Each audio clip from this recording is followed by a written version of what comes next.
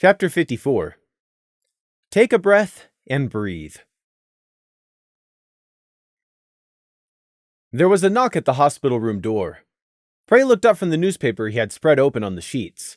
His eyesight wasn't so badly damaged that he couldn't read, although he did have to concentrate harder to see the words on the frankly oversized pages. With that said, this newspaper was also utter drivel, but they were easy to get a hold of, and Crimson had kindly grabbed all the morning ones for him when he came by. Prey considered the papers worth exactly what he'd pay for them. Nothing. But he was utterly bored, so he read them regardless. "Who is it?" Prey called. It wasn't time for the doctor or nurse to be doing their rounds, and Crimson had just left.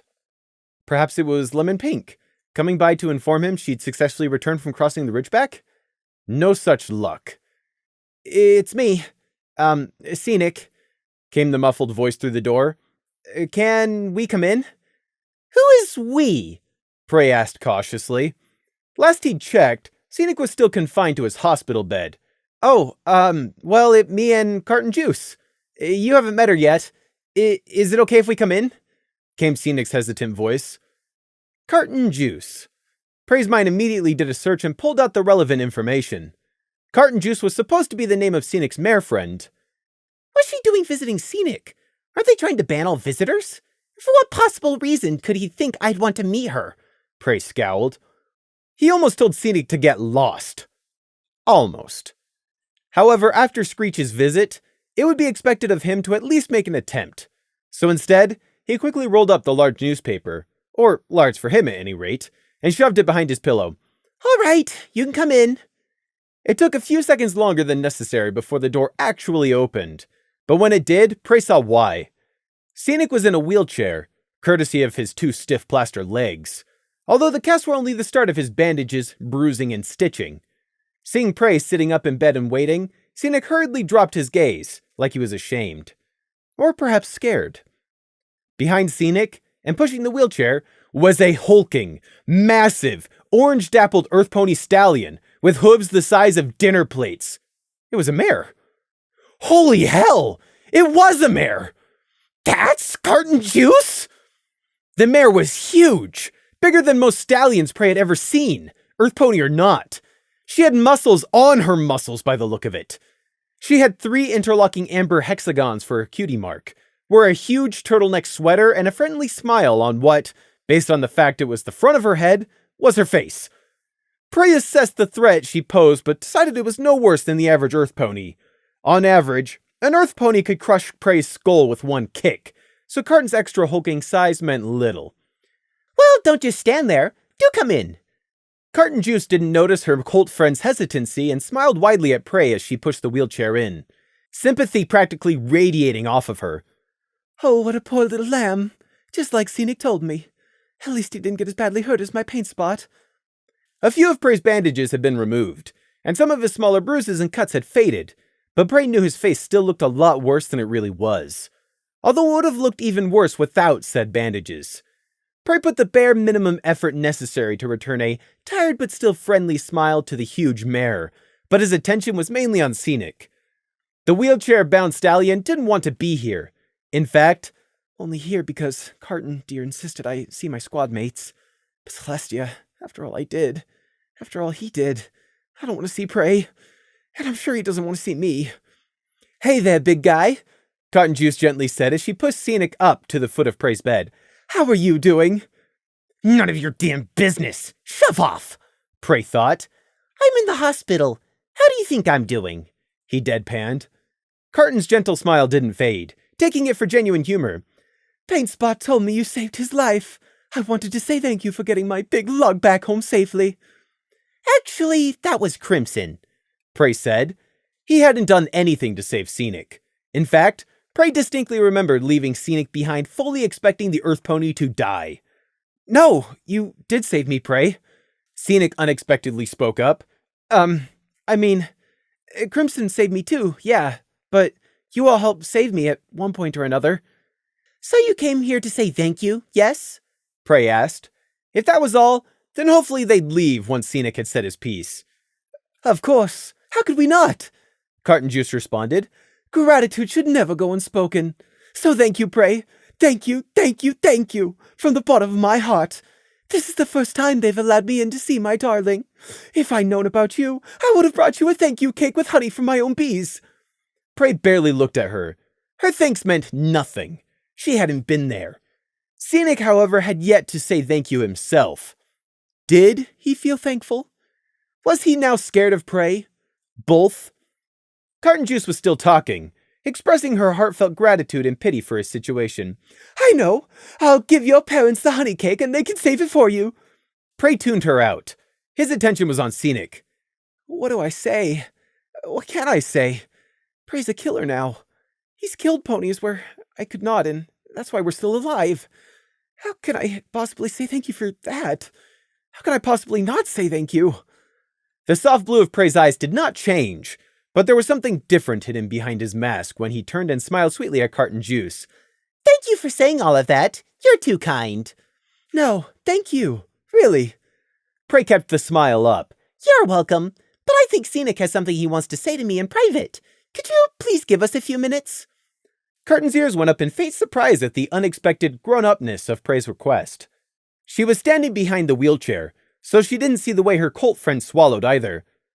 Oh, what do you two want to talk about? About something that happened. I just want to ask Paint Spot something. In private, please. Oh, right, private, duh. That was silly of me to ask. Carton laughed lightly. It was a good laugh, cheery and positive, and big enough to match her size. Prey was amazed that it didn't shake the plaster flakes off the ceiling. She leaned way down and gave Scenic a quick peck on the tip of his ear, about the only unhurt bit of his face. Back in a few, sweetie, she said, and left before Scenic could call out to her what he really was thinking. Don't leave me alone in here! Carton shut the door. Prey turned his friendly smile on Scenic. The Earth Pony was looking anywhere but at the lamb. His breathing had become slightly elevated. He looked scared, although Prey hadn't done a single threatening thing yet. Although what could possibly be threatening about a runt lamb all bandaged up and stuck in a hospital bed? Presently Prey asked, I think there's something you want to tell me, don't you? Scenic's ears went back and he shivered. Is there? I don't know. Prey's sweet smile widened. But from the way you came in here, if I didn't know better, I'd think you were terrified of something. Scenic tried to shift backwards, but he was trapped in the wheelchair. Prey, this isn't... I think there's something you want to tell me, Prey repeated. What? Scenic coughed, clearing his throat and gathering his courage. What might that be? Prey's smile vanished. Saying thank you. Thank you? Yes, saying thank you. To me, to Crimson, and even to Gloom. And do you know why? Because without us, you would be dead. Prey spat the guttural word out. I can see what you're thinking. It's as clear on your face as those bandages. You're thinking that I can't be trusted, that I'm some kind of monster because I was willing to kill in self-defense when you weren't. No, I'm not, Scenic protested weakly. Horse apples, how did he know? Is this the thanks you have to offer? For being willing to walk into the swamp, so you could stand on my back and stay clean? The Wolfing Woods, the Kindersnatches, the Reaper King. Who saved you? Who defended you? Scenic found some courage from somewhere. Those acid mine things weren't self-defense. You made them purposefully to kill ponies. Everyone agreed on our course of action. Whatever it takes, remember? You agreed just like the rest of us. But I can be a better person than the likes of you. Prey's voice dropped, forcing Scenic to hold his breath to hear. I'm not an ungrateful, selfish hypocrite. I wouldn't use someone else as my excuse. Can you say the same? Scenic flinched as each of Prey's accusatory words hit home. The names hurt, because they were all things Scenic had already been calling himself inside. Ungrateful, betrayer, selfish. And yet, at the same time, Scenic's morals were also crying out in protest that this was wrong. Ponies don't kill. I'm a guard. I signed up to save lives, not end them.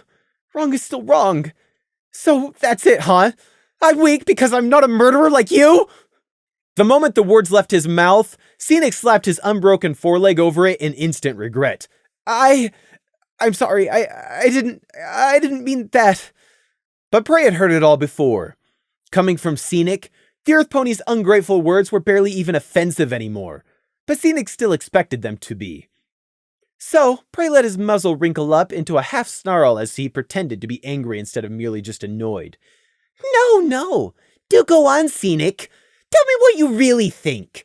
Perhaps we should go get Carton Juice back in here so she can hear how thankful you are to me for saving your life. I'm sorry, Prey. You're right. I shouldn't have said. Go on! Shouldn't have said what?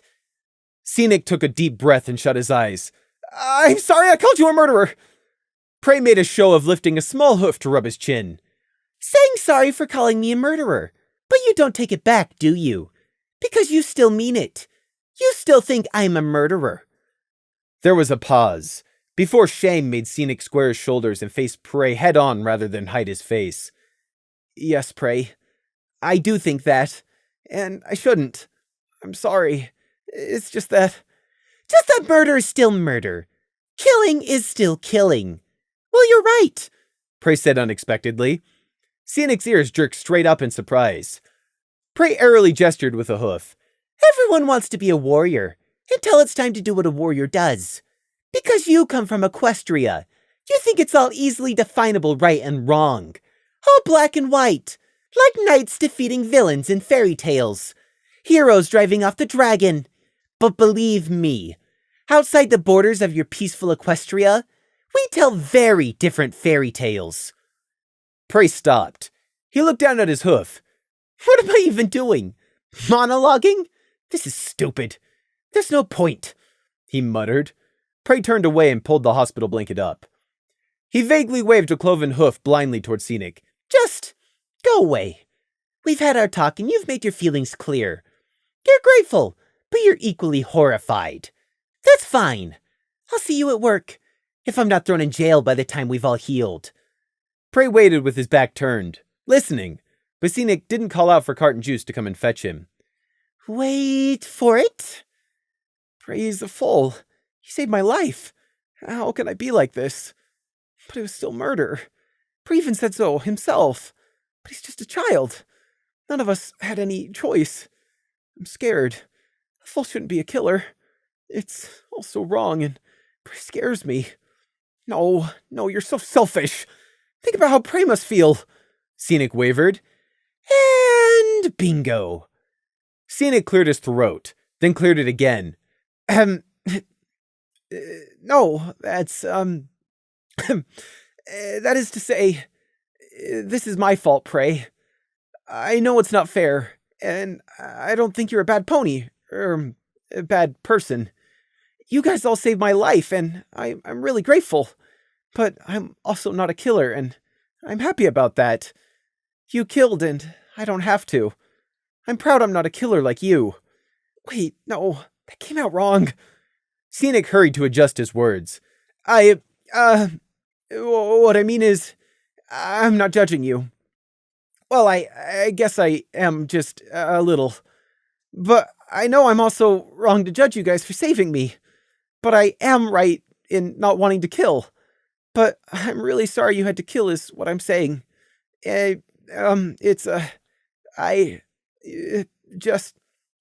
Scenic's spiel was a sign that Prey had succeeded in his aim of inducing guilt. Guilt could change a lot of things. Here, it had made Scenic twist his own views around until he convinced himself that he was just as much in the wrong as he was in the right. Prey had presented himself through the lens of a victimized child, one who'd been forced to make an impossible choice. Yet at the same time, Prey hadn't made himself look weak. Instead, he'd made Scenic think he himself was the weak one by not being strong enough to make the hard choices. All Scenic needs now is a bit more pushing, and guilt will corner him into feeling like he's indebted to me, Prey thought. Which was only fair, since Prey had put up with so much from Scenic. The soft moron had almost gotten them both killed when he refused to finish off that Kindersnatch as just one example. All it required was a bit more manipulation. Prey just needed to appear insulted by Scenic's apology, although not by too much since he didn't want Scenic to flee the room. Just enough for him to agree to whatever Prey asked. Easily enough done. I'll simply pretend I didn't do it just for him, but for all of us. That's suitably noble and guilt-inducing. I'll also point out Crimson has done the same, so that way he'll owe Crimson too. Yes, that was a good idea. Prey needed to start working on securing Crimson's own interests too. As a friend. That's what friends were supposed to do for each other, right? Although that wouldn't be quite as effective a stimulation. A large part of the reason for Scenic's inner turmoil came because Prey was a child in his eyes, who looked the picture of an innocent, tragic victim, while Crimson was a full-grown stallion, and a rather intimidating warrior to boot. Still, it was good enough of a plan to take advantage of the spontaneous opportunity. Prey rolled back over on the bed, a worn and tired expression carefully fixed on his face and ready to start spinning words. Then he stopped. There was a look in Scenic's eyes, hidden behind the guilty conscience and pent-up ball of emotions. One Prey had never actually witnessed, but recognized anyway. Prey remembered a little runt lamb, sobbing in a bush, as a merciless zebra voodoo witch forced him out onto the rocky path to carve rune traps. Gossamer hadn't wanted to be a murderer. Prey had done the deed in his stead. He hadn't seen that look himself before, but Prey imagined that if he'd been able to look into Gossamer's face back then, he would have seen the same desperation now glinting in Scenic's eyes. Scenic had been allowed to stop right on the brink, whereas Prey had always wished he could have halted. Could Prey really despise Scenic for not wanting to be a murderer and not finishing that Kindersnatch off? At wanting to not sink down to Prey's level? There was no ladder out once you fell into that pit. Can I hate him for not wanting to be like me? Prey asked himself. No. No, he couldn't. Prey needed to remember what innocence looked like sometimes. Not childish innocence, which only lasted until it met reality, but real innocence. The kind which saw the evil in the dark and still chose to remain pure. Prey let out a silent sigh. I accept your apology, Scenic, but I'll be absolutely clear. I'd do it all over again in a heartbeat if it meant survival. A beat of my twisted little heart. Good, I guess. That we could resolve this? Scenic said uncertainly. Scenic was no Crimson. The words spoken and unspoken did not go as far with him. There was still much Scenic did not understand, and because of his peaceful disposition, never would either. I feel so sorry for Prey for being a murderer. Celestia, being a guard isn't what I imagined at all. Ever since I met the IS&D, everything has gone so wrong. They may all be stronger than me, but I can look myself in the mirror and know I'm still true to Harmony. I can be proud of that, if nothing else. You're still so young, Prey said, wryly shaking his head. Hey, what's that supposed to mean? You're much younger than me, Scenic protested. Prey just shook his head again, letting the wry smile grow. Am I? Huh, I suppose I am only barely a teenager. Yeah? That's how age works. So now that we've established I'm an unrepentant killer, what was next on the agenda? Hey, that's not okay, Prey. Don't ever flippantly say stuff like that. It isn't a joke, Scenic protested, genuinely offended. Who said I was joking? Prey thought, but didn't say. So, what's next on the agenda? He repeated instead, his smile fading. Scenic winced, regretting voicing it like that. I didn't mean it like that. Nothing, I guess. I just wanted to say thank you. And sorry. Sorry? Are we referring to... Sorry for not being able to kill that Kindersnatch. But I don't regret it. Scenic raised his chin, as if daring Prey to contradict him. Yes, we've already established your shiny morals. Your heart is pure and your head is empty. Was there anything else, or should I call your mare friend back in? Prey paused, raising one eyebrow delicately. No, I mean, yes. Yes, it's about Carton juice, actually. Scenic hunched his shoulders. I swear, if you're about to ask me, a lamb, for relationship advice... No, it's nothing like that. She doesn't know about what happened. I haven't told her and she hasn't asked. Yet. But she'll want to know eventually. I know Carton. And there's no way I can tell her about what really happened. I mean, some of it's restricted anyways, but she'll want an overview at least. What do I tell her? How do I explain all all the scars? Why are you asking me? Prey asked incredulously. Because I've got to ask some, Pony. Well, I've got some good news and some bad news. I'll take the good news. The bad news is I have no idea how, Prey said, turning to plump his pillow. But I said, the good news? You get the chance to figure it out with her yourself. Like a good couple is supposed to, Prey cheerily said, lying back in the bed. He raised his voice before Cena could protest. Miss Carton Juice, can you please come back in? We're done now. It was early night. The blinds had been drawn by the nurse, and the room was cast in a comfortable darkness. Outside the hospital walls, somewhere, there was a dog which either needed to be let outside or brought inside, or hit on the head with a shovel. He'd been happily barking every 5 seconds on the dot for the last hour like clockwork, and sounded like it meant to go on happily barking every 5 seconds for the rest of eternity. Arf! Pause. Arf! Pause. Arf! Pause. Arf! Pars. Arf! Prey's eyes flicked open as the door softly clicked. Prey sat up as the dim light from the corridor was allowed in. If this wasn't Lemon Pink coming to report in, there was only one other person Prey wanted to see coming through that door. And so help him if it was anyone else with funny ideas, he was going to shatter their mind! A pair of familiar amber-yellow eyes shimmered softly in the low light, and a gleam of green hung around his neck. Prey smiled in welcome, but then his smile fell as a second pair of reflective yellow eyes, these ones slit, appeared behind Crimson and followed him into the room. No greeting was offered. If this were a normal child's bedroom, this would have been a terrifying encounter for said child. Hell, the parents wouldn't have been too thrilled at meeting two glowing-eyed ponies in the dark either. Gloom, without looking at either of them, rounded the bed and took the seat. Prey fixed a neutral expression on his face. Just because he couldn't see their expressions in the dark didn't mean they couldn't see his expression. Once again, the fortunate few with night vision didn't appreciate their advantage. There was a long silence as Gloom continued looking at nothing and Crimson stood at ease on the other side of the bed. Prey waited. Crimson waited. The dog continued to bark somewhere in the background every 5 seconds. Arf! Pause. Arf! Pause. Gloom sighed and finally spoke. Crimson's taught me into reconsidering. I'm gonna stay on as your sergeant. Straight to the point. Same Gloom didn't want to have to discuss his decision. He just wanted this over with. Prey nodded once, knowing the other two would see it in the dark. So the IS&D is going to remain as a unit and not get disbanded? He checked. It was never going to be disbanded. What gave you that idea? Well, that was good to know. It seemed Luna wasn't dissatisfied enough to throw them all away. At least, not yet. Prey just shrugged in answer to Gloom's query and returned it with one of his own. Why?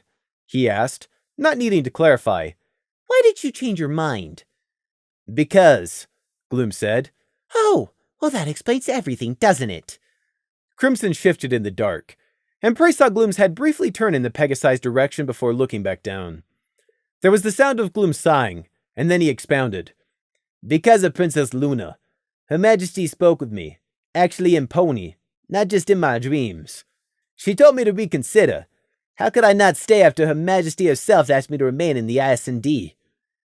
So all it took was a few words from Luna, not even a conversation by the sounds of it, just her giving him an order. And just like that, Gloom completely turned his resolve around. What had Luna ever done to ensure such loyalty from the Thestral clans? Prey genuinely didn't have a clue, even after what Crimson had somewhat explained. Luna had dragged the clans down with her when she'd given in to Nightmare Moon, and they joined her in exile for 1,000 years. If they were only following her now because of threat or force, that didn't explain their fanatical devotion. Okay, Prey said in acceptance. So the IS&D will remain. Is Nighthawk going to be springing any more surprise recruits on us to replace Lily and Scenic?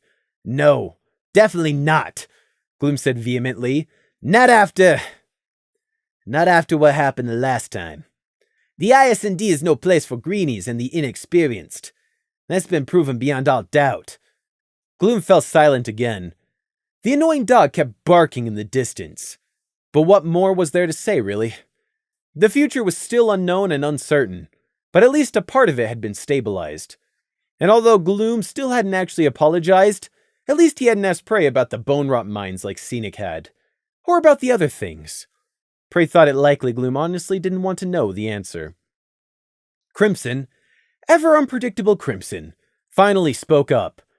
I saw Taffy at the palace today. Taffy Hopes? Gloom asked, breaking from his brooding in surprise.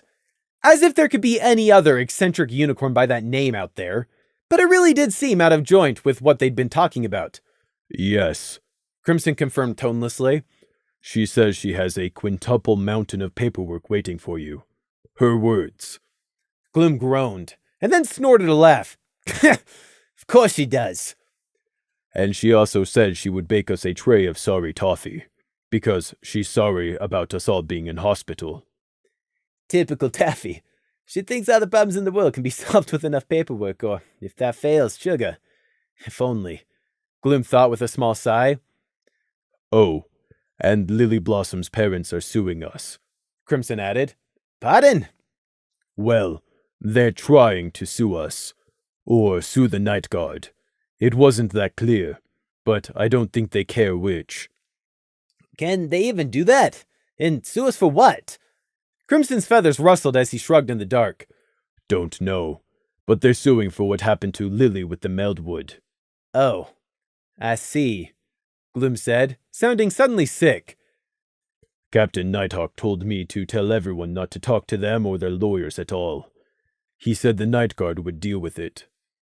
Do you think that's who really sent Strange Happenstance? Prey suggested. This was another factor, thankfully, pointing towards the private detective not secretly being a mimic in disguise. That would make a lot of sense, Crimson agreed after a moment's thought. Strange Happenstance. Who's that and what happened? Crimson asked, lost. Prey left it to Crimson to fill in Gloom on the brief encounter Prey'd had. Gloom knew he should be more worried, and also outraged at the detective's insinuations, but I just can't still myself to care enough to worry. Arf! Pause. Arf! Pause. Arf! Pause. Well, Gloom eventually said heavily, getting off the stool. I've kept you from your rest long enough, Prey. Just focus on getting better and ignore this other stuff about the detective and Lily's parents. It'll all work out. Probably. But inside, Prey could read that the sergeant didn't believe his own words. And how could he? The Thestra was still saturated with guilt and feelings of failure. What happened over the mountain rage hadn't been erased, and all those deaths weren't something you could just move on from. Without saying goodbye, Gloom pulled the door open and hurriedly left. He hadn't actually said sorry once for planning to abandon them in the ISND. While Prey knew this was all very difficult for Gloom, it was also difficult for everyone else.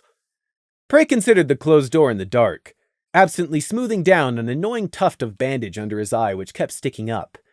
It was a strange contrast between Gloom and Scenic when you compared the two. Scenic had started out weak and uncommitted, but somehow the things he'd seen, in a way, had strengthened his resolve. Broken it in other ways, yes, but strengthened the rest of it. Whereas Gloom had been fully committed and dedicated, but what happened had diminished his will instead. Out in the darkness, the dog finally ceased its tireless yapping. I think it best if I leave you to rest, Crimson said. Oh, thanks. Good night, Crimson. Night watch over you. Crimson said goodbye. Until tomorrow? Tomorrow. 5 minutes. 10 minutes. 15 minutes. Prey was just drifting off towards sleep when the feeling approaching his door made him sit up. He smiled as the door gave a soft, almost imperceptible click. He'd had a feeling that tonight was a night of happenings, and he'd been right. Welcome back, Lemon Pink. Come in. We have much to discuss. Prey's smile was long gone, as was something else very important. Gone? Prey repeated, just to be absolutely sure. It was not where you stashed it. The mimic's corpse had been removed when I got to the ravine. Lemon Pink repeated in her blank voice. She stood at the foot of his bed, looking the worse for wear from her travels back across the ridgeback, but patiently waiting. No chance a flash flood could have washed it away? None. The corpse was purposefully removed by an unknown party. It really was gone. Prey didn't bite his hoof or curse, despite how bad this was. Instead, he closed his eyes and tried to think. The mimic's body was gone. Prey had wanted to study it, but somehow a third unknown person or persons had retrieved it first. Since he'd hidden the mimic's body himself at the bottom of the ravine, the only way it could have been found was if the person already knew what they were looking for before Hoof. Meaning this person, or persons, knew who or what mimics were, which meant they already knew more than Prey did. It couldn't have been the deer holt, nor was it a scavenger. First, the deer had already fled the forest by that point, and second, Lemon had related how even the dried green blood traces had been carefully removed from the rocks. Someone knew what they were looking for. Did another mimic come to retrieve their fellow? Nighthawk never found out who sent those false orders from the border guard. Have the mimics infiltrated the border guard's command structure? Or are they willingly cooperating and trying to cover this up? Prey didn't know enough to rule out any of those possibilities. Two things were for certain, though. One, there was someone out there who wanted to keep the existence of mimics a secret. And two, they were now aware that someone else also knew about mimics. And if they'd been keeping an eye on the forest, they had a very short list of who that someone could be. Gloom, Crimson, Lily, Scenic, Hard-Baked, or Prey. Who had really sent Strange Happenstance? Lemon's revelation threw the private detective's real intentions and origins back into immediate question. There was no beating about the bush. This was bad. The sort of bad that would end with Prey being hunted again. Because this person or persons had two options now. Hope whoever had found out about mimics, Prey, kept their mouths shut, or try silencing the person who knew. Again, that being Prey. The world wasn't fair, but Prey felt this was exceptionally unfair. He'd only just survived getting hunted by an abomination constructed by a crazy warlock, along with the Kindersnatches, a wolfing wood, a Marmaduke, and poisoning. He wasn't even out of hospital yet from that last encounter, and already there was another unknown enemy lining up to try and kill him. If Prey's new enemy was another mimic or mimics, with their disguise abilities, they could be anyone. And even if it wasn't mimics, well, his enemy could still be anyone. Prey lay back on his pillow with gritted teeth, raising his hooves to massage at his ears. Back to being hunted again at every turn, never knowing when an attack might come. It's almost as bad as the deeper green. Traps, poisons, a knife in the dark. Prey halted for a second, hooves mid-circle. Actually, now that I think about it, this changes very little. Prey was always on guard for poisons and traps. That hadn't stopped just because he'd come to Canterlot. Nothing was going to change there. He was still going to be as on guard as ever. It wasn't paranoia if they really were out to get you. If they want a war, then a war we'll have. I didn't survive the deeper green for nothing. Except now Prey didn't just have himself to worry about. Crimson had to be kept safe too at all costs. Or at nearly all conceivable costs.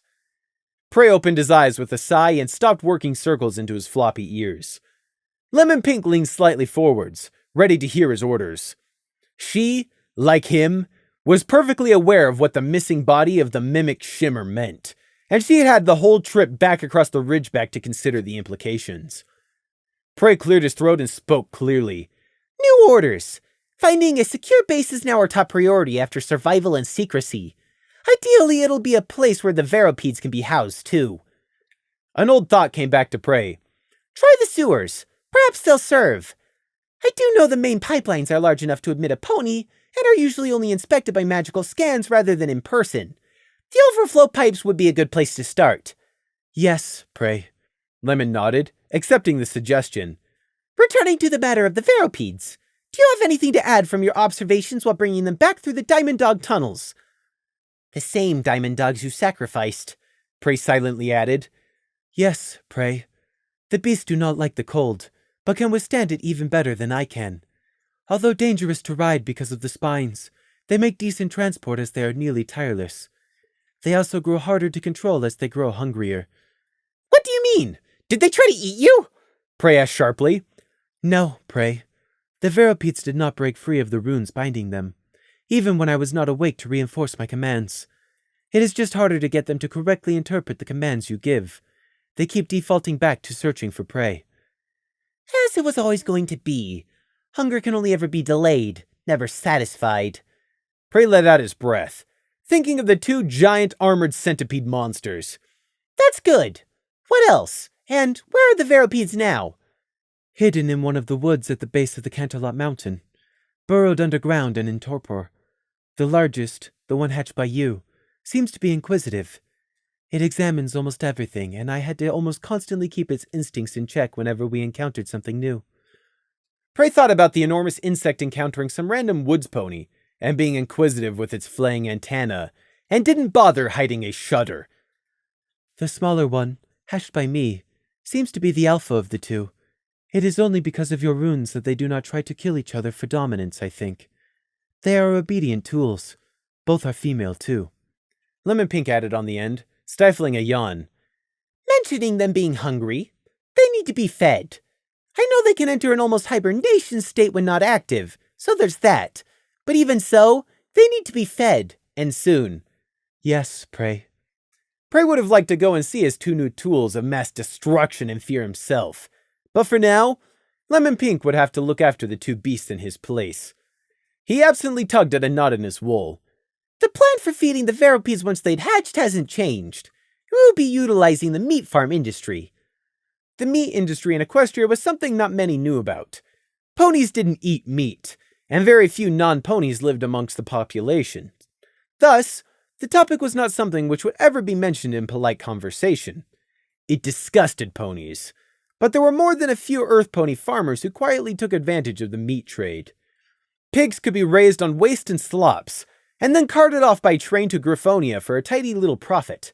For gold, ponies were willing to do it, but not speak of it. Oh, the farmers didn't kill the pigs themselves, and would shudder whenever they thought about what those feathered savages did across the border. But needs must, and it put gold in the pocket and bread on the table. Fish was the only animal eaten by ponies, but only by Pegasi, and even then, only rarely, and it was still considered primitive and uncultured. Unless it was in a restaurant, of course, and then it was classy. But the good news for Prey was that there was a source of meat available for his Veropedes, one that didn't involve risking discovery by letting the 2 monsters out to hunt, which would definitely happen when the remains of some unfortunate farmhouse a hungry Veropede wandered across at night was found. The bad news was there was still a low-level risk of a connection being drawn by the farmers. Disguise or no, all it would take was one overly curious farmer asking lucky or rather unlucky questions about where their pigs were really being sent. Oh, and the price. But Prey was never overly concerned about bits. Take however much you need out of the gold stash. Keep both Veropedes well fed, Prey ordered, uncaring of the cost. Yes, Prey. And there are going to have to be some changes in security. Here, come see, Prey ordered, holding up his hoof. Lemon Pink stepped forwards, the now rather dirty cloak shifting around her shoulders as she raised her own hoof to meet his smaller one. The outside world faded into a mind bridge. Prey felt the familiar sensation of Lemon Pink's mind, that of cold, dry sand, while Lemon felt Prey's, that of barbed razors. Linked like this and without any walls up, Prey got the unique experience of both points of view, as did Lemon Pink. Prey took note of how Lemon's outer mindscape, an ashen courtyard, felt a little more stable than last time. Which was good. It meant she was slowly returning to Night Watcher's former strength. Here, Prey mentally sent across to Lemon, bringing up his memories of everything relevant which happened since he woke up here in the hospital. The important points as far as they pertain to Lemon were about the IS&D's new precarious situation within the Night Guard, both because of outside investigator scrutiny and the inspectors from within. Prey knew it was only a matter of time until Nighthawk started asking exactly how Prey done everything he had in Mayflower. He also shared Strange Happenstance's suspicious visit, Gloom's reluctance to serve as the IS&D's officer anymore, and his own speculations about Luna, and everything about the mimic shimmer he'd considered. Just because Lemon Pink already knew everything he did about the Mimic was no reason not to double-check they were on the same page. And of course, Prey heavily emphasized just how important Crimson now was. A friend. His only friend. Crimson is no longer just an asset. He is a priority. No matter what my new enemy in the shadows sends against us, he needs to be kept safe. Understood? Yes, Prey. Did Prey just catch a flash of something from the depths of Lemon Pink's mind? A dissatisfied twitch? Prey gave no indication he'd noticed anything, but he would not forget it. It wasn't really a concern anyhow, since Lemon Pink could not betray him. I don't know how or when the first strike against me will come, but we need to be ready. I need defenses, runes, a safe place, and secrecy. For all I know, they might be bold enough to attack me within the royal palace itself. Yes, Prey. And from now on, whenever we meet, you will have to do so in disguise. And once we've met, go somewhere public before you discard the disguise in case we were somehow being watched. Yes, Prey. Prey was silent for a thoughtful moment. He was thinking about the Veropedes. He may not have fully realized all the details, but Prey knew those two leashed monsters were going to drastically influence his daily life. And no, not like having a puppy. They were weapons, not pets. However, there wasn't much Prey could do while he was still in the hospital, since preparing runic defenses around the room would be a waste when he was going to be gone in a few days. Hopefully gone, anyways. Besides, he was in hospital for a reason, and preparing even a basic set of proper runic defenses would take 12 hours of solid work. Minimum. And that was only for the bare basics. Being without his defenses was not at all comforting to Prey, but there was no way to get that much unobserved time in a busy hospital anyway. That struck off a parallel thought in Prey's head. What happened to the plants you were taking of? Prey asked, remembering the carefully selected potted plants he and Lemon Pink had picked out from the underground market. The kind with some very interesting properties if prepared right. Interesting and deadly. I left them attended to by the house owner of the room I am renting. The mare believes them to be her own pot plants, Lemon answered, meaning Lemon Pink had invaded the mare's mind and left behind a mental compulsion to water the plants. It was rather extreme, where politely asking the mare to do so would have almost certainly yielded the same result. Ponies were always happy to help a fellow pony. But Lemon had gone for the extreme option, and on her return to her apartment, would erase the mare's memories of the pot plants altogether.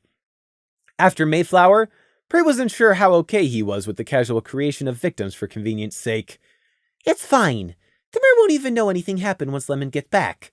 It's not like I'm injuring or robbing her. Prey rationalized to himself without letting his thoughts leak over to Lemon Pink.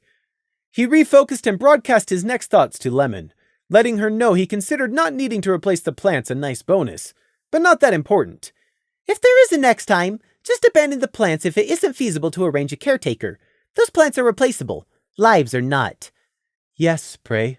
And you. Pardon, Prey? You. You need to take care of yourself now. You are of no use to me if you can't function. You've lost a fair amount of weight from crossing the ridgeback. Twice. You haven't washed, and your memories shout you've been running a mild fever for the past 2 days. What shall I do, then? Lemon Pink asked, completely willing to do whatever Prey ordered. Go rest and sleep until noon tomorrow. Get some medication. Then, take care of the most pressing issues. The Veropedes and finding a lair. Refrain from traveling out of Canterlot otherwise. I've ordered you to take at least an hour each day to relax. Until you are fully recovered, increase that to 3. Understand? Yes, Prey. Giving Lemon those 3 hours when they so desperately needed all the time they could get to prepare was a strain. But Prey needed Lemon Pink recovered as fast as possible. Tools work best when sharp. He could only hope the time wouldn't cost him too much in the end. Prey, there is another matter, Lemon Pink sent, the feeling which accompanied the thought indicating it wasn't something good either. There was no point stalling. The sooner Prey knew the bad news, the sooner he could start planning around whatever it was. Show me. The memory was called up and displayed before Prey across their linked mindscapes. It was a memory of Hardbake's terrible workshop.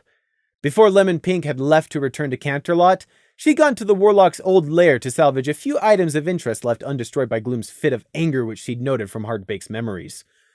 Prey remembered what the lair looked like just fine.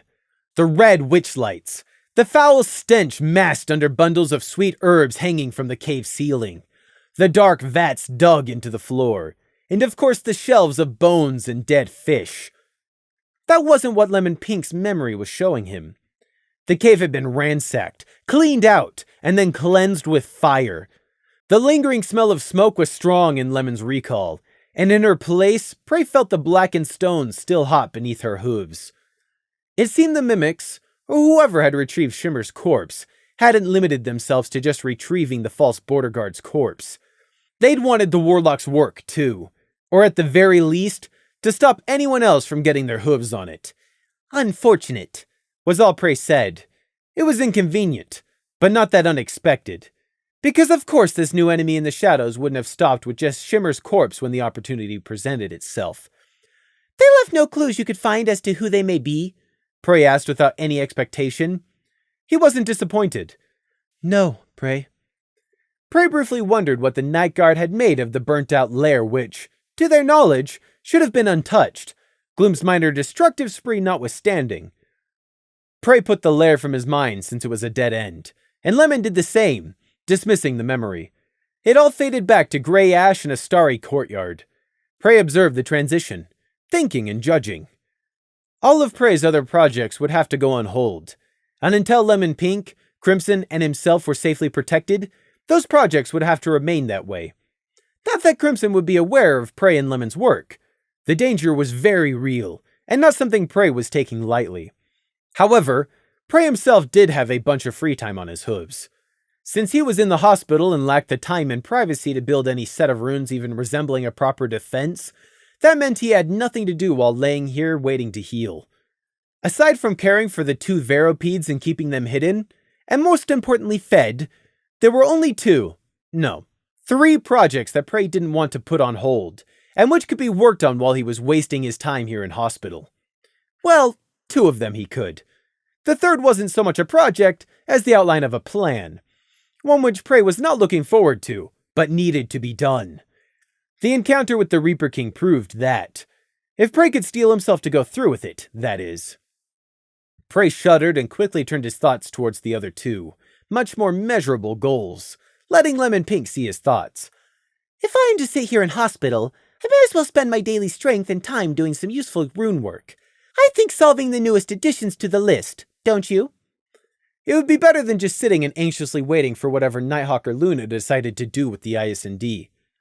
Lemon Pink caught on immediately. Yes, Prey. The lure totem needs a mundane base. What would you like me to get?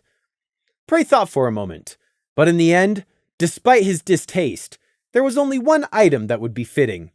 Find and buy me a little Celestia figurine. No more than 5 inches high, solid copper, iron, or silver. Plated will do if there's nothing else. Not any other metal. Unpolished if possible. Unenchanted in every way, too. Just the sort of normal ornamental statue ponies put on their mantelpiece. No one would suspect a statue of their beloved Sunwolf, Prey thought darkly. Yes, Prey. Second, go to the underground market, or even one of those famous Magi Tower shops. Get me some electrite. I've never worked with it before, but for what I plan, that'll do. About 9 ounces of the metal ought to do it. I estimate it will not be so simple, Prey. Why not? Electrite is very rare and even more expensive. I estimate the sellers will not merely be satisfied with an exchange of money. They will not sell unless they are sure of the buyer's intentions and legitimacy. That bad? I predict so, yes, Prey. Prey was not pleased. He was prepared to actually pay rather than steal the electrite, but for some reason, it seemed taking the honest route would actually garner more unwanted attention than not. Ponies in their incessant need to stick their unwanted nosy muzzles where they don't belong. For some reason, ponies seemed incapable of understanding when something wasn't any of their business, and just had to get a slice of the pie. They poked and prodded and demanded, and then were horrified when they lost their hoof at the ankle. The saying, curiosity killed the cat, should be curiosity killed the pony. Fine, we're doing it this way then. Find a thief in the underground market. Anyone shady will do. Visit the market in disguise and walk around scanning people's thoughts until you find a good candidate.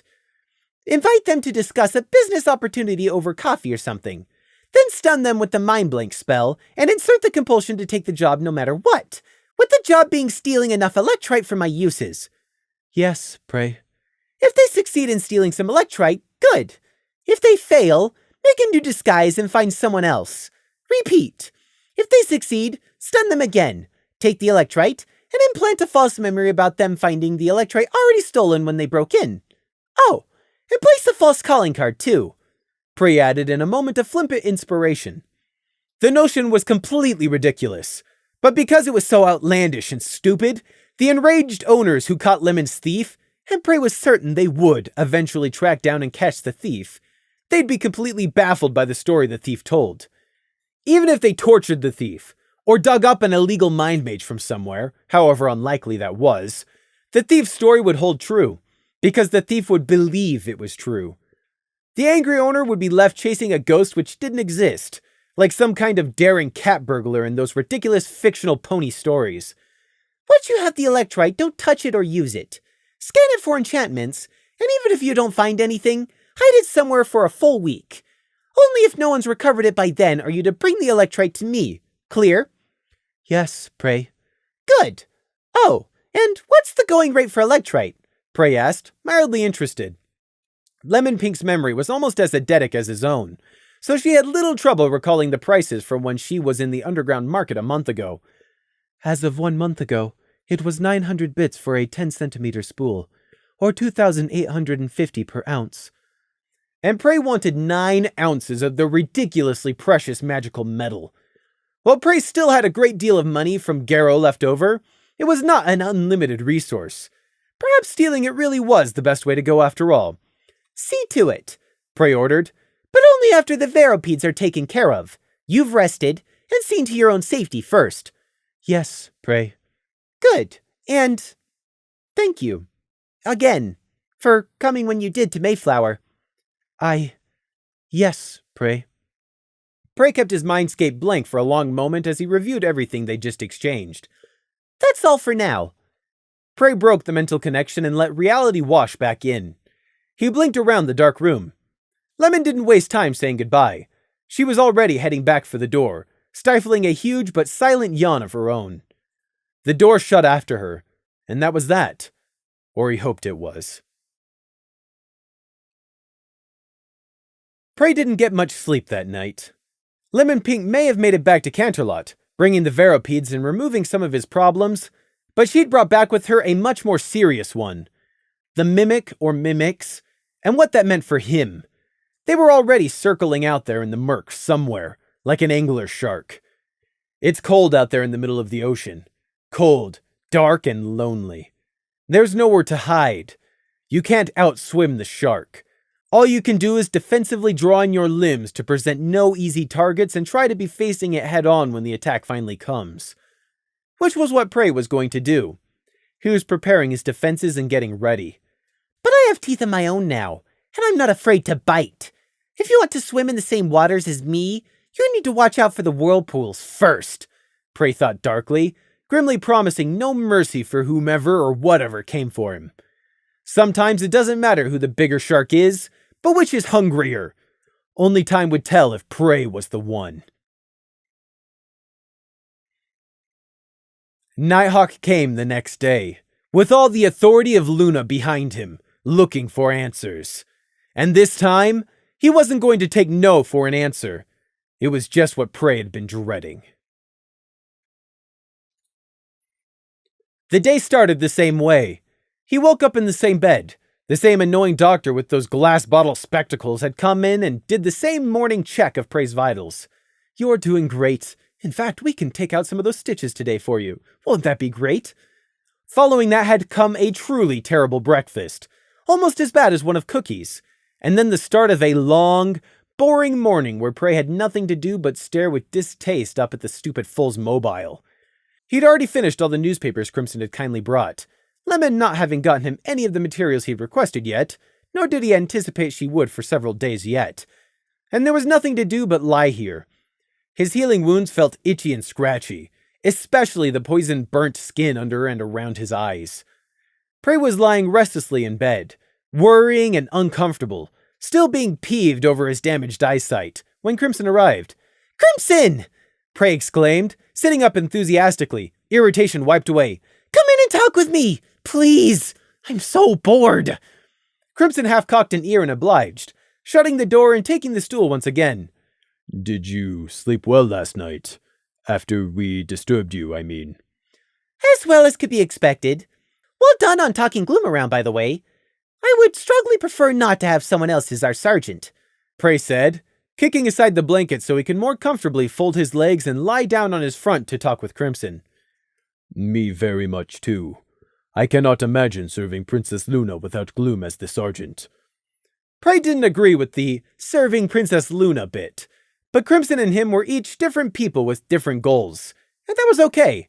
It didn't matter to Prey if they didn't both see everything the same way. What's more, he didn't have to agree, and Crimson wouldn't take offense over that. Well, last night was hardly the time to ask, but what's happening out there at the moment? Anything important? Prey asked.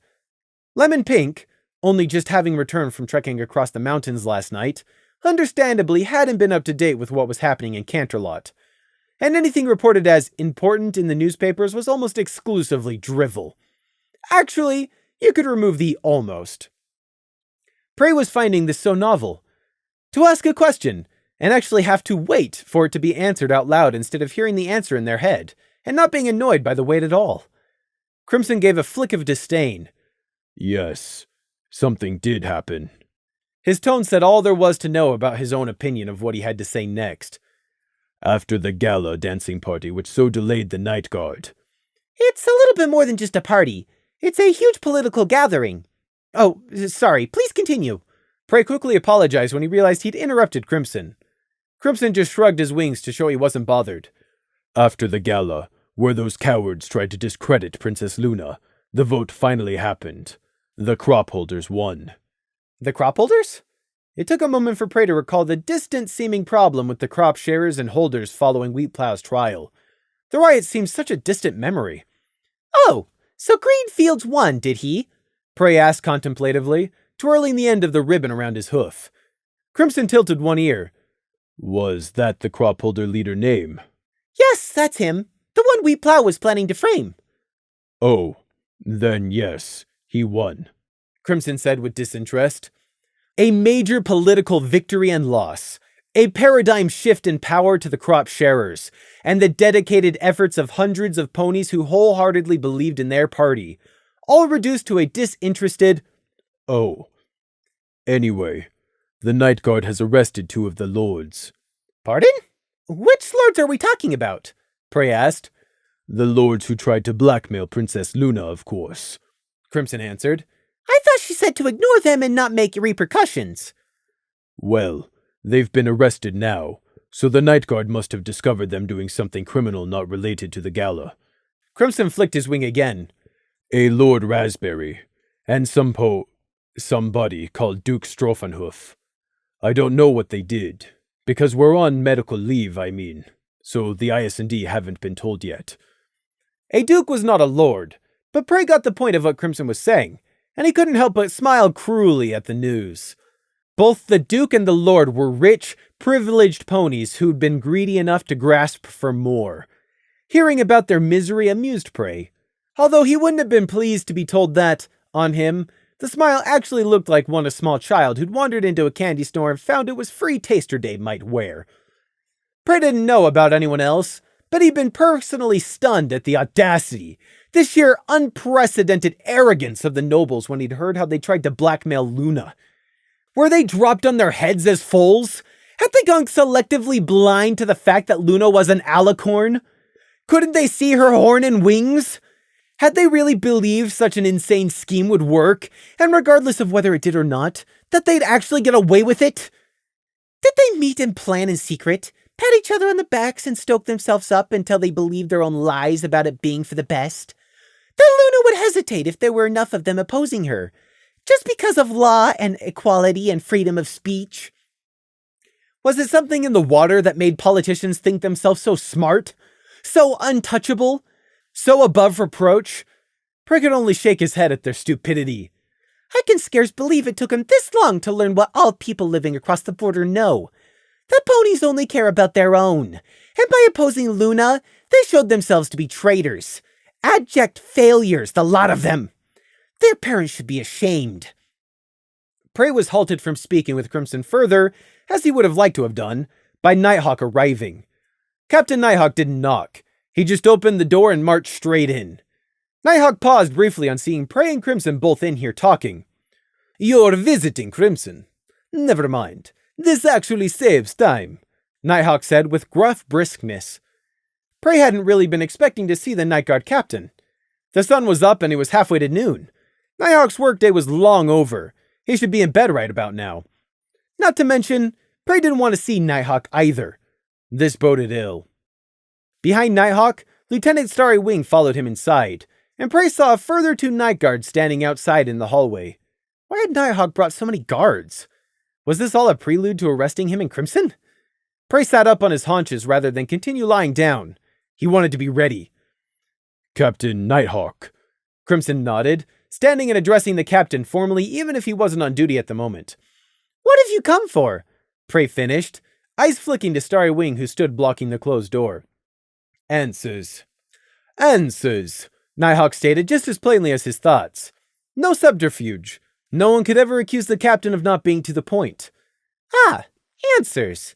I see," Prey repeated, smiling pleasantly. "You come in here and demand answers, and think I somehow owe them to you. I see." "But I already gave my report, sir," Crimson said. "You did. I am here to get Prey's own report." Prey's small smile stayed firm, taking on a slightly confused edge. "Me? What can I tell you that Gloom, Scenic, or Crimson haven't already?" Nighthawk's yellow eyes did not waver for even a second. "That's what I'm here to find out." Prey let his eyes slide away, but not lower. He wasn't going to cower before Nighthawk, unless he had to.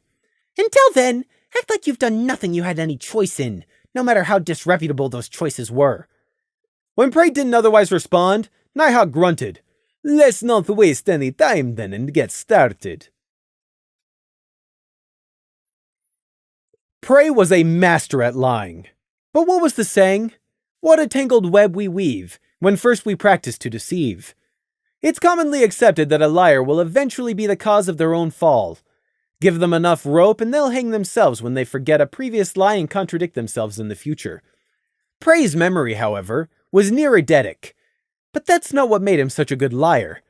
Prey lied by avoiding lies. As in, he rarely told an outright lie. It was much simpler to read a person's thoughts and use misdirection to subtly direct them however he wanted. Recently, or at least since coming into the ISND, he'd been avoiding telling direct lies when at all possible. Gloom's special talent had an annoying habit of catching lies half the time. But Gloom wasn't here, and Prey had a whole host of lies and misdirection prepared for Nighthawk. "Your name's not on the list, Nighthawk. Keep it that way." Swim or sink. Prey was used to those being his only two options and being thrown in at the deep end. So he was very surprised when Nighthawk didn't proceed in the matter he'd been expecting at all. "These questions are for Prey, and Prey only. Unless I ask you something directly, do not interfere, Crimson." "I understand," Crimson said, eyes flicking sideways to Prey for just a moment. Translation: Crimson was being ordered not to help Prey nor give him any hints. If it were anyone but Crimson, Prey would have been able to hear what they didn't say regardless. But not this time. Things could never be simple. Nighthawk caught the exchange of looks, of course. "Both have grown closer after surviving adversity. Perhaps they've learned the hard truth of being a team. But they can't be a team for these questions." "Let's make something very clear first, Prey," Nighthawk said, leaning forwards. Prey braced himself. "And that is?" "This is not an interrogation, nor are you being accused of anything." Prey didn't think he gave any outward sign of his surprise, but perhaps Nighthawk was expecting surprise anyway, because he explained anyway. "I find it best to make that clear from the very beginning. I am not the Royal Guard. I am Captain Nighthawk of the Night Guard, and you are a Night Guard. I am not shining armor reaching above my station, nor do I misuse my authority." "Okay," Prey acknowledged slowly. He didn't look at the lieutenant standing behind Nighthawk, but he listened, and Starry Wing's thoughts matched what Nighthawk was saying. If this was a trap, they were both rigidly not thinking about it. This is not what I expected. Sometimes, Prey forgot Nighthawk wasn't Valor. Both had known/knew Prey was a criminal, having both pulled him from prison to recruit. And yet while Nighthawk was far more pragmatic than Valor had ever been, Prey still couldn't envision the Solar Guard ever having had any understanding of Prey's actions in Nighthawk's place. Sure, Valor had also known Prey was a mind leech, but on the other hoof, Valor hadn't known Prey was a killer, while Nighthawk was the reverse. He knew Prey was a killer, but not a mind magic user. But surely each of those two things canceled the other out. Yet here Nighthawk was starting out interrogating Prey by assuring him he had no plans to punish him. And Prey couldn't catch anything in his thoughts to the contrary either. How strange. So, what do you want to know? Prey asked, letting himself visibly relax a tiny bit. Just a fraction, barely enough to be noticeable. Nighthawk was a Thestral, though. Of course he noticed the slight shift, just as Prey had intended. Give me your perspective of what happened when you first got off the train in Alfalfa there. Thoughts which stick out, strange impressions, anything that might be important. I've heard from Gloom. I've heard from Crimson. I have heard from Scenic. Nighthawk thought as he spoke. Each pony has raised points the others missed. What does Prey have to unknowingly add to this sordid mess? Starrywing finished. Prey paused to gather his thoughts, but not long enough to be suspected of doing any more than that. Well, it went like this. Nighthawk paused Prey in his retelling. You say the villagers were not happy to see the Night Guard. Why? Well, without being able to read their minds, I'd have to guess it's because we were outsiders. They didn't trust us or want us there. We were just intruders who they rightfully feared were going to make things worse. That is not why you were sent there. But why would they believe any reassurances we might have offered? Did the guards who came before us help them at all? Did the IS&D, for that matter? Looking at the outcome now, I can't believe they were wrong, sir. I see. Continue on, Prey. A deer holt. Yes, Holt is the name of a small deer tribe. They're nomadic. The clans have encountered deer before. We know what a holt is. But what was one doing in Mayflower? They weren't. They were in the forest. Fallen Leaf offered to act as our guide. Nighthawk narrowed his brows in consideration. Where were they when we arrived? Gone. Fled. They may even be dead now for all I know, Prey said flatly. He didn't say the rest. And it's all your fault for not coming when you promised. Unfortunate, was all Nighthawk could say. Prey was sure the Deerholt had thought so too. They might have been able to provide us with valuable insight. Continue with your recounting, please, Prey. Nighthawk held up a hoof to halt him. He examined Prey with a heavy gaze. Prey stared back, face empty. This Meldwood. How and why? Please explain. Prey played with the end of his ribbon dangling from behind his ear. The blue silk drew the eye as it twisted about distractingly. It was pleasant, calming, the sheen of light almost hypnotic to look at. Well, as I've said before, a couple of zebras used to pass through my village on and off, and they knew all about obscure plants and things within our local forest. Sometimes they hung around, and used to tell cautionary tales about the horrors of the forest. You know the sort, to impress the locals and all the children. Meldwood was one such tale, about how if you so much as brushed up against it with an open cut, you might be forever stuck to the tree. Prey gave a wry quirk of his lips as he continued to twirl the silk ribbon. I was a curious little lamb, or littler, and when I asked, they told me all about it in great detail, both what it looked like and what it did. That explanation was not good enough for Nighthawk. He wanted accurate details, and Prey's words were not enough to convince him that that was all there really was to it. It was all too convenient. Real life did not work that way. Nighthawk opened his mouth to ask Prey to further explain as the lamb continued to play with that ribbon of his. But yet... All right, carry on with your story. Starry Wing and Nighthawk were both staring hard at Prey. He just covered the night where they'd survived whatever it was that'd come out of the wolfing woods. Or rather, he hadn't covered it. None of the others had given Nighthawk a straight answer about what really happened either, and thus, the captain and lieutenant had been keen to finally hear what had taken place. But Praed refused, saying only, "At the end of the night, the fire was still burning. In the morning, all the captured Kindersnatches were gone." That was more or less the extent of what Gloom and Scenic had said as well. Since Crimson had been unconscious that night, he hadn't been able to add anything more than speculation in his own retelling. Starry Wing shifted. That story sends a chill up my wings, but the details could be so important. Sir, if I might interject, Starry Wing spoke up, I would like to ask Prey how he knew fire would work. And why didn't you think to bring the captured Kindersnatch villagers into the firelight too? That sounds too much like an accusation, Nighthawk thought, but looked at Prey and waited for his answer rather than reprimand Starry Wing. "As you said, we just didn't think of it. We were so focused on trying to save Lily Blossom and we were all so tired. It just didn't occur to me. We forgot, and 12 victims died." Nighthawk and Starry Wing hadn't been there. They weren't the ones suffering, terrified, and on the brink of exhaustion. They couldn't say, if I was there, I would have done such and such. They couldn't judge, and they both knew it. And Prey's retelling had given them both a sense of unknown, untold danger. I can't put my hoof on it. It's just a retelling, but it feels like... Starry Wing broke that thought off with a shake of his head. Every pony regrets once it is too late. As they say, hindsight is more often a curse than not. But making a fire, how did you know to suggest... "It worked!" Prey cut him off. "That is all I know, and all I'll say." After Gloom and Scenic had both refused the same, the captain and lieutenant could hardly try to force Prey to speak of it either.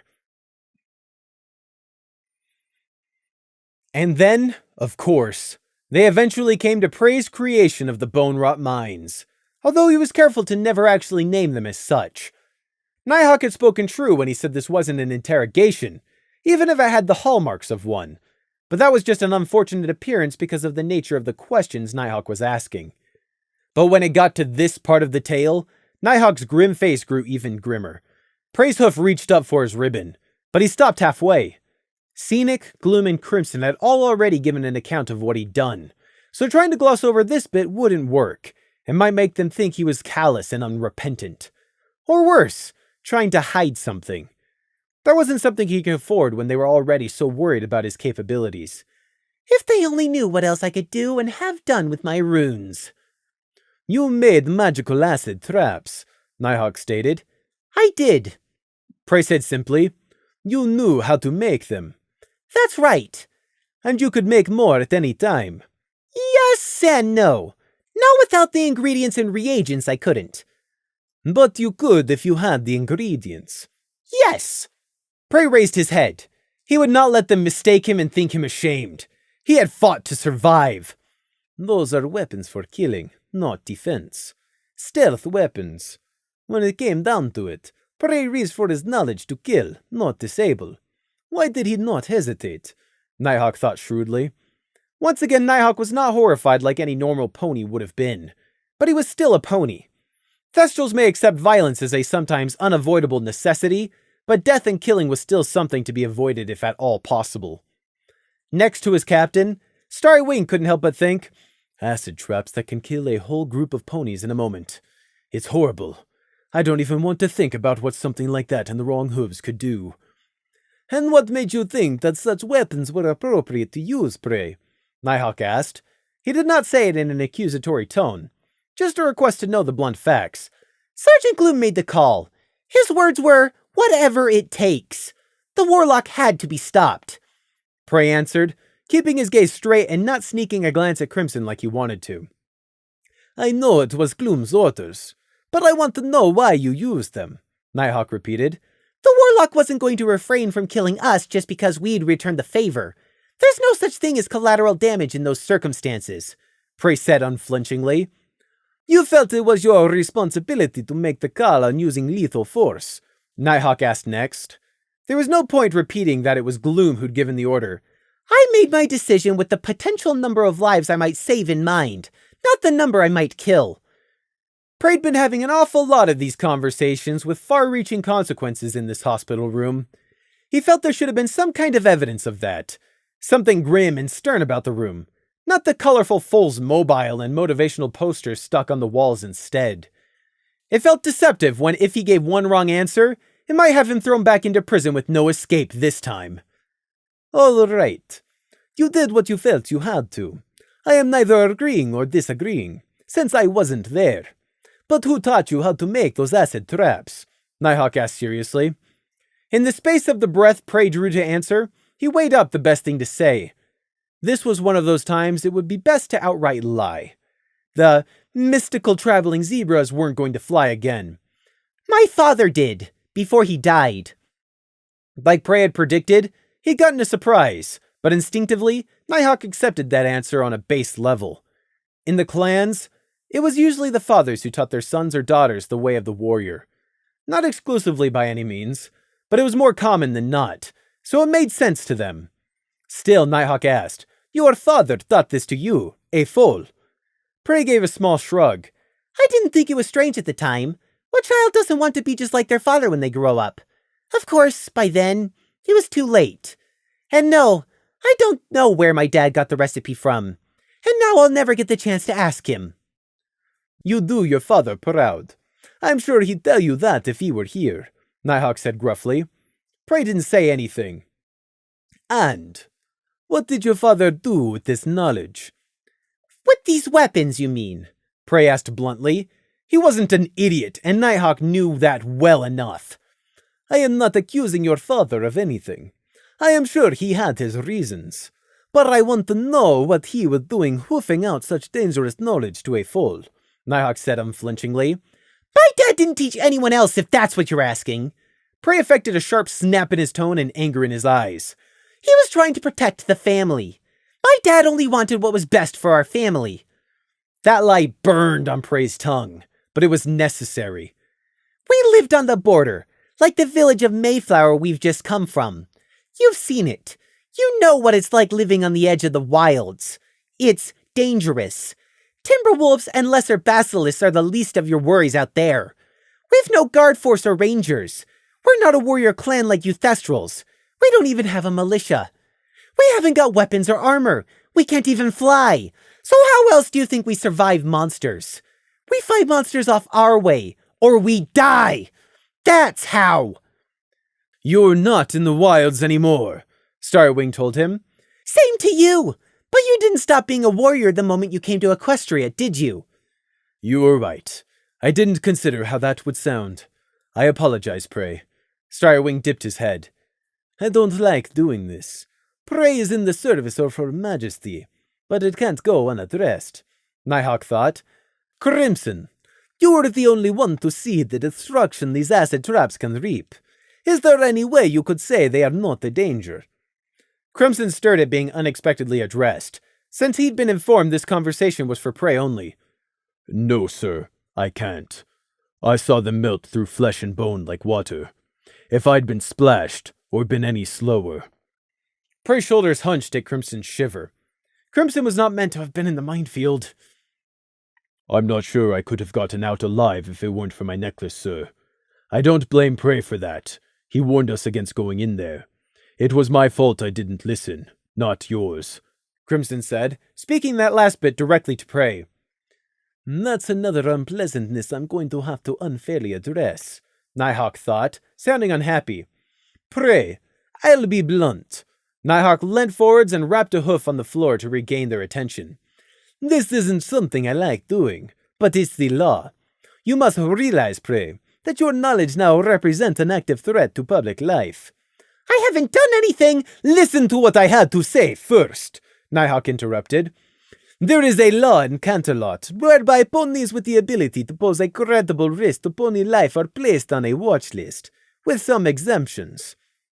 The higher the potential to cause loss of life, the more closely they are watched. Above a certain level, they are actively restricted. Crimson looked like he strongly wanted to object, but Nighthawk beat him to it. I know. How is this any different from any single pony in Canterlot who owns a sword? Well, for a start, weapons are restricted unless you have a license, or are a guard. But you are a guard serving the crown, Prey. So why aren't you exempt? Unfortunately, it's because of the threat scale. Nighthawk pointed at himself. If I were to go mad with a wing blade, I would be a danger. I could easily kill multiple ponies, perhaps multiple guards even, if I were also in armor at the time. Nighthawk said it heavily, without any pride in his prowess, merely stating the facts. It's the same for any guard, really. The difference is, they're only one pony, and the threat begins and ends with them. But these acid weapons, not that you would, but you could rig multiple traps anywhere. You could commit mass murder before any pony could stop you, all without even being in the area. So, what are these exemptions you mentioned? Prey asked with an unpleasant look in his eyes. It was Starry Wing who gave the explanation. Usually ponies whose evaluation comes up clean, or certified mages or magi, or cannot be held responsible for the position they find themselves in are exempt, like ponies whose special talent is pyromancy. They didn't choose to be a potential threat. That's just the gift Harmony granted them. Inherently powerful unicorns cannot be blamed for being born. Nighthawk's thoughts added on. Looked at that list. Princess Celestia's prodigies have always accompanied a full exemption rake on the watch list. That pet baby dragon was on there too, if I remember correctly. Both Night Guard officers paused there, waiting to see how Prey would take this. This shouldn't anger Prey. It really shouldn't. He was already a prisoner being tracked and monitored by Luna anyways, so what did some additional restrictions matter? Prey had already guessed that this exact situation might arise, since he had never expected anything better of ponies.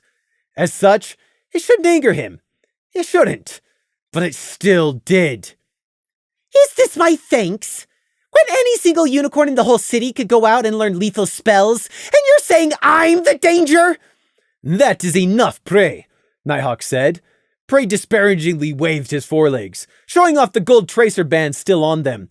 Wasn't one forced conscription and collaring good enough? I said that's enough, Nighthawk repeated gruffly. Prey shut up, but not because of Nighthawk's command, but because he'd realized it was a pointless waste of his breath to argue. I don't like this either, Prey. It's not fair or just, but it is the law. Being placed on the exceptions list is also out. For now. But maybe in the future. Prey didn't buy a word of it. In the future, nothing! My plan hasn't changed. If I can find a way out of these tracers and away from Luna, I'm going to escape and disappear before you can blink. Crimson's wing blades were clenched tightly to his sides, and he looked outraged. Or as outraged as Crimson visibly got, anyway, on Prey's behalf. Nighthawk was drawing a line here. Him and them. And Nighthawk was placing himself firmly on the them side.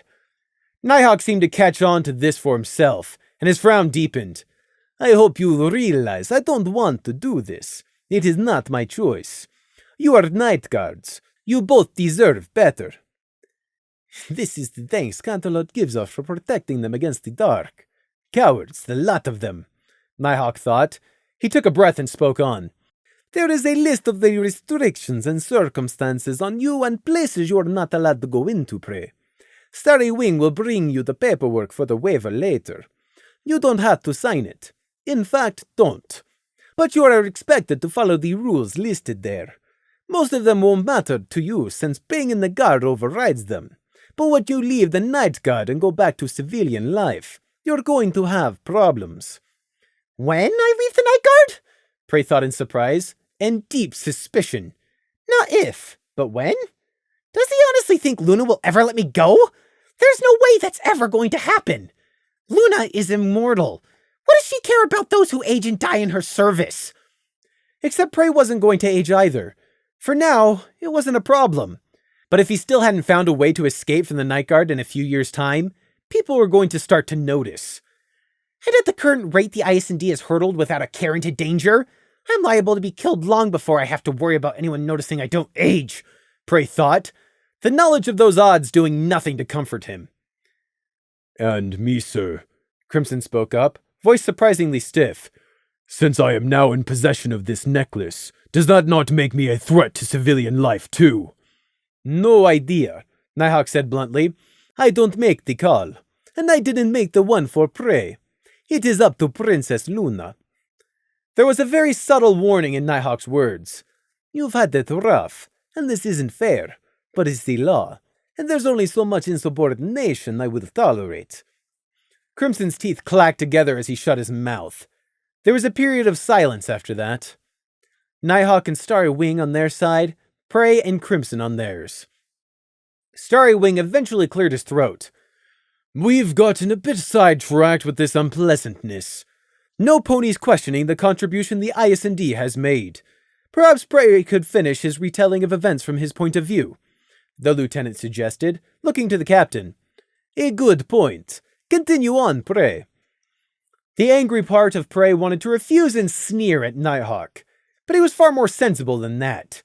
He still was, and would be until the day he escaped, a prisoner. Prey only had as much slack in his chain as Nighthawk, either through inattention or willingness, could be persuaded to give him.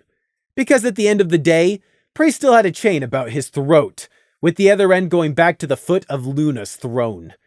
Pride is for the strong. Surviving is all that matters. But showing weakness was also a bad idea. So Prey folded his hooves and waited until right before Nighthawk was about to repeat his order, just to prove his discontent, before re-continuing his story. We fled through the forest towards the ravine, and unexpectedly, the border guard Shimmer was somehow still alive and there when we arrived. After that... Prey paused and cocked his head towards the door. A second later, there came the muffled sound of rushing hooves. Whomever they were got halted by the night guard who'd been left outside to guard the door. Nighthawk didn't even twitch at the sound of the hurried and urgent voices outside, but Starry Wing frowned and reached for the door handle. Report! What's this disturbance? The two night guard Thestrals turned in the doorway. Prey was interested to see they were both armed with sheathed griffin claw boots on their hooves, whereas the captain and lieutenant bore no such armament. Sir! Both night guards came to attention in the doorway and saluted Nighthawk. Private Lily Blossom! She's just awoken!